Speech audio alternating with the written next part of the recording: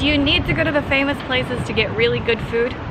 I don't think so. So we're gonna try out places near our area and see if we can find some local Fukuoka specialties near us.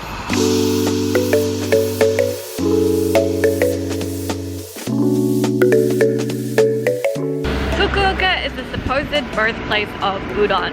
So we've come to a local udon place nearer to where we are staying to try it out. Let's go. Udon is famous in Fukuoka and there are two styles you needed to try. The Maruten, which is a fish cake udon, and the Gobo udon, which is a deep-fried burdock root tempura udon. I've got the Maruten udon. Let's try the broth first.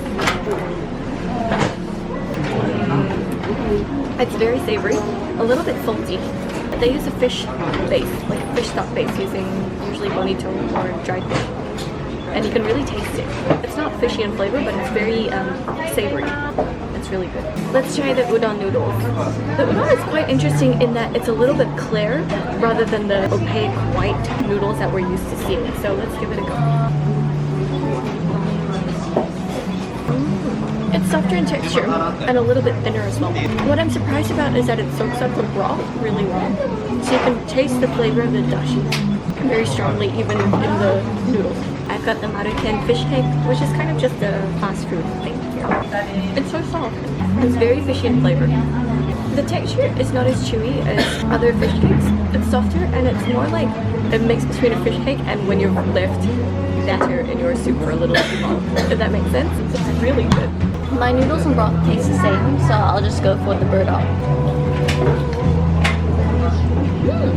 The texture is really similar to sweet potato. The burdock is very herbal. I would say it's quite an acquired taste. Something like tea or medicine, that kind of ginseng flavor. There is a little bit of a lingering sweetness. Otherwise, no, it's quite a mature flavor, I think. But it pleasantly surprised me, to be honest. You like it? I like it. That was super delicious and they were so nice to us. The noodles are really soft, very delicate. Highly recommended.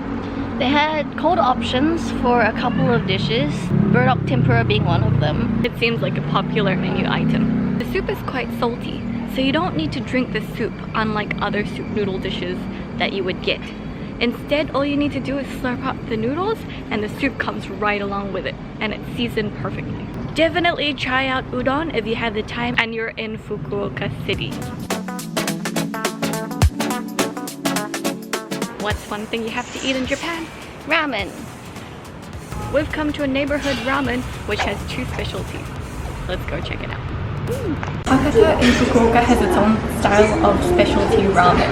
The Hakata ramen is a tonkotsu pork broth with a very thin, straight noodle. Instead, we've come here to try two different styles of ramen. This place has two recommended dishes, the Champon and the Miso char siu ramen. The first one we got was the Champon, which is a famous ramen style from the Nagasaki area. It's more of a Chinese style where they cook cabbage and meat and serve it in a pork and seafood broth. The other one that we got is a Miso char siu ramen, which has a miso tonkotsu base and extra char siu in it. I have the Champon. You can tell it's Chinese style. The vegetables on top are very obviously stir-fried. And the noodles are quite thick, more like a Hokkien style noodle. The soup is so thick that in the 2 minutes it cooled down, it formed a sheet of gelatin on the top. That's how rich it's gonna be. Let's try the soup. That is so rich. You can taste the stir-fried vegetables, but also the very strong, rich pork flavor. It's very thick, smooth, almost creamy feeling to it. Let's try the noodles and the vegetables as well. The texture is very much like a Chinese noodle, but in this case it's a little bit firmer and not quite as thick. I think it goes well with a really thick, heavy, rich pork broth that you've got with the Champon. The vegetables are stir-fried quite nicely and you can taste the char on it. A really good dish. Amazing, honestly. I have the miso tonkotsu ramen. Let's try the soup first. It's so fatty. It's not as salty as I thought it would be. It's very thick, very nice bean flavor. It's got depth of richness. It's very savory. I think they might put just a very small bit of chili in it. You can see a couple of red flakes.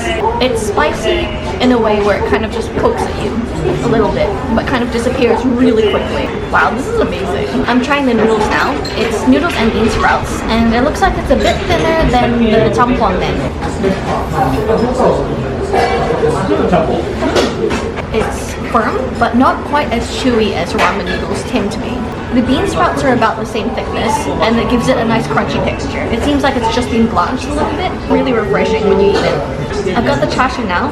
They're really thinly sliced, and man, look at how much fat to meat ratio is on there. The meat soaks up the broth more than the noodles do. Nice and tender, and not as fatty as I thought it would be. It's very simple and really just adds to the flavor of the dish. It's really good.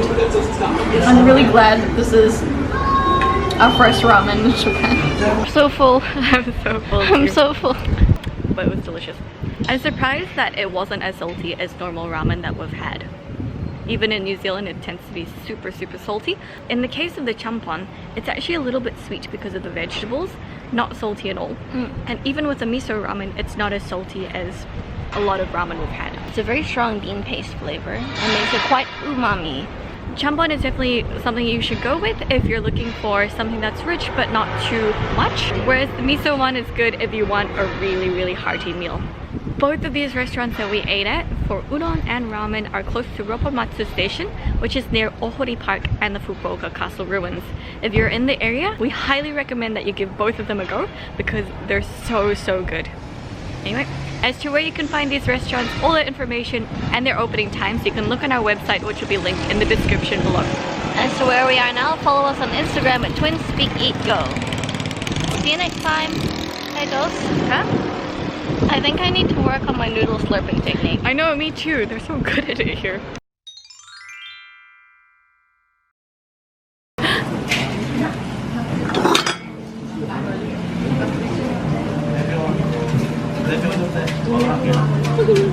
Crispy bits.